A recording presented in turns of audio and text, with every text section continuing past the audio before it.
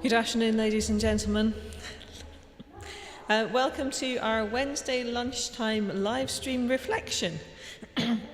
This is for people who are here in the building, although there's not many of them, so it's also for people who are watching online. My name is Naomi Tuma, and I am a member of the clergy team here in Mancroft. Every day at 1 o'clock we have something different happening in the church. So Mondays we have a prayer, Tuesdays and Thursdays we have a communion service, Wednesdays we have a short. So today you have a short talk from me. And I'm delighted to be here. I'm going to talk a little bit about Jane Austen. Now, I wonder if any of you have caught on the BBC that it's the 250th anniversary of Jane Austen's birth. And to celebrate this fact, the BBC has put on a huge range of different programmes, the highlight of which is a 3-part series called Jane Austen, The Rise of a Genius.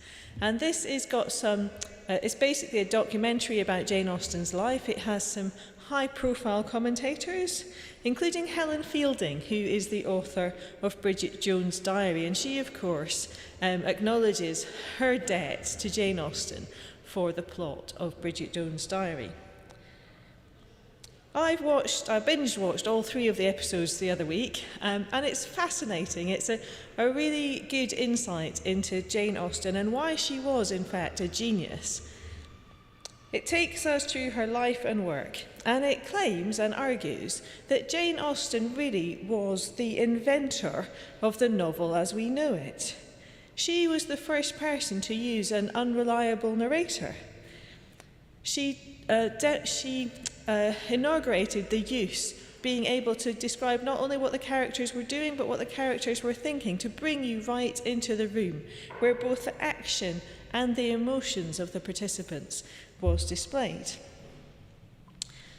She was one of the first to really concentrate on the domestic area, to look at the small things of life and how they enlighten and demonstrate some of the bigger things going on. The series describes her unusual life. Unusual for a woman in the late 18th century to be encouraged and educated to the level that she was, to be an author. Her father was an Anglican rector, and he was able to encourage her to read his library so that she was incredibly well read. Encouraged her to be educated so that she had a much greater level of education than many women at this time. She was then able to construct a life, a household of women. She never married, her sister never married, and her mother was widowed, and the 3 of them established a household together, which was very unusual. And it meant that she had the freedom to write, rather than being caught up in the demands of having to run a household.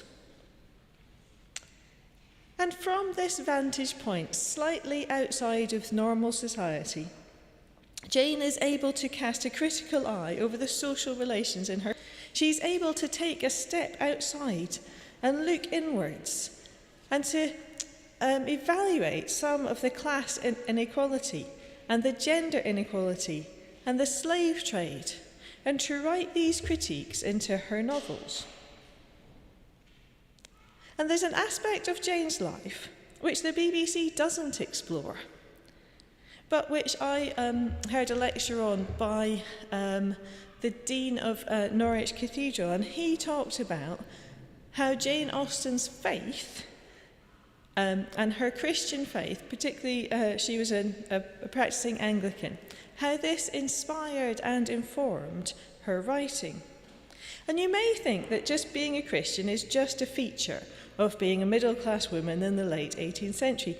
But for Jane it was, I think, for her it was the window through which she evaluated the world around her. Her father's insistence that she be educated and her encouragement to write, I think, speaks of someone of faith who saw in Jane a gift to write. And so his faith enabled him to free her up to be a writer.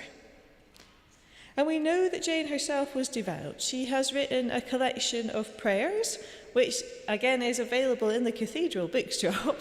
They're not terribly exciting prayers, to be honest. I read them yesterday. But they are prayers, and she spent the time to write those prayers. And we know that she had her own chapel and she prayed regularly. And when you read her novels, you can see how her genius is rooted in her Christian faith. It's rooted in her Christian faith because what her Christian faith gave her was a separate set of ethics by which to judge her society. So many of her novels ask questions of ethics, of do people behave the same in public as they do in private? What does it mean to do right by the people around you of different social classes? Are the things on the surface of somebody's character as important as the things in the depths? And these can be traced back to her Christian roots and Christian teaching. Remember, God says the heart of the man is more important. Some people look on the surface, but God looks to the heart of man. And so these kind of ethics of treating people as valuable, whatever their status in life, whether they were male or female, whether they were poor or rich, these critiques that Jane puts into her novels comes from her Christian faith. And so when we read Jane Austen, if you happen to read any of her famous novels, Pride and Prejudice, Persuasion, Emma, Northanger Abbey or Mansfield Park. Mansfield Park is the one that has the most Christian content in terms of it being overt, but the others all have this sense of evaluating the society that she lives in from an outsider's perspective, from that perspective of faith, that Christian perspective, rather than the things that were valued by her society. And it feeds into her critique of the slave trade as well in Mansfield Park. She subtly critiques the wealth of the English landholders, which is based on foreign slavery. Anyway, I encourage you to look at Jane Austen again with new eyes.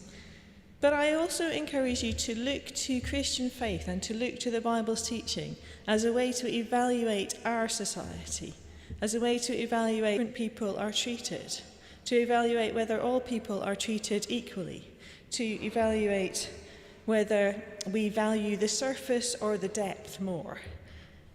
There's a lot that we can learn from Jane Austen, and there's a lot that we can learn from Christian faith. So I invite you to look at those two things with a bit more depth and a bit more interest. Amen.